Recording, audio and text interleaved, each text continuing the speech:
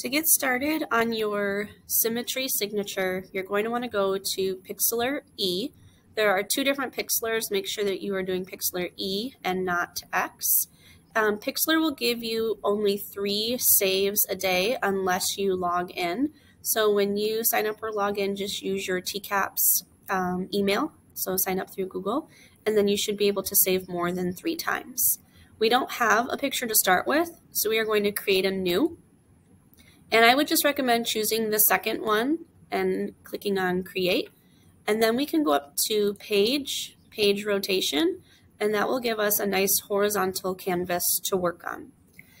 We want, before you start creating your cursive letters, you're going to choose the paintbrush tool.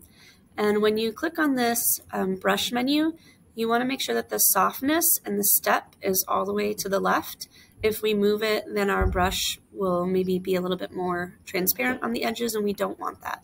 You can decide on the size. 67 is a pretty good size to start with. And then you're going to want to choose a color.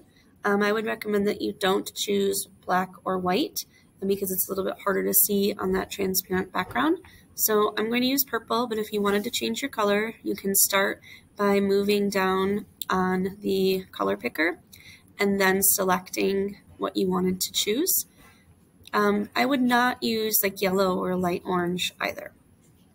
Then you're going to want to start with your cursive letters and think about the space. It doesn't matter if you have a long or a short word, just think about how you're going to fill the space. So for this demonstration, I'm going to use the word art. So I'm going to start.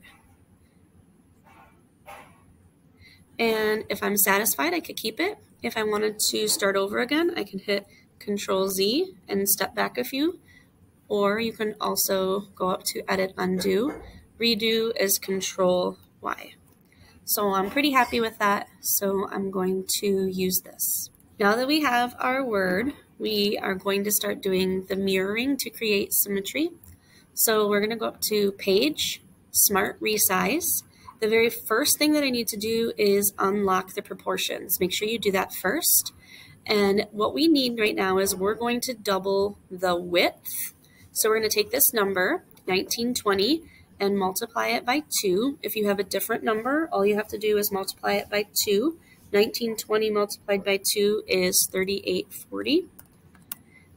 And what I want to do is anchor my original letters on the left center. So I'm changing that anchor point. I'm going to click Apply. And if you can't see the canvas that you just made, you just have to zoom out.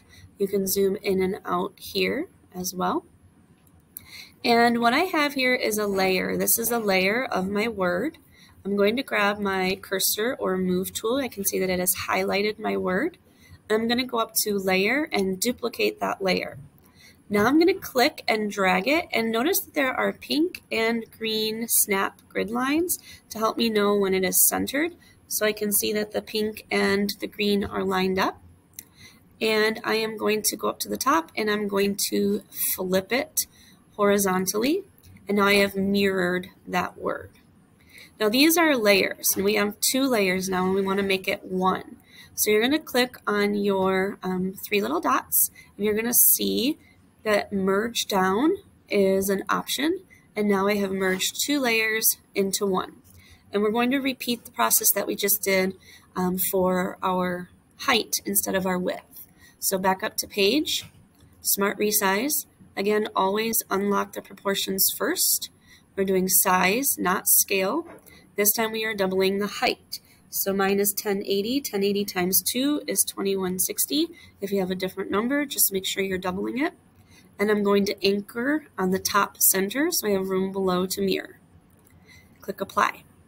I have my layer selected of my background, so I'm going to Layer, Duplicate Layer, click and drag it down. Again, use my snap grid lines to know when it is even, and this time I am going to flip it vertically. And I have just created some mirrored symmetry. So when you are satisfied, you're going to go to File and Save.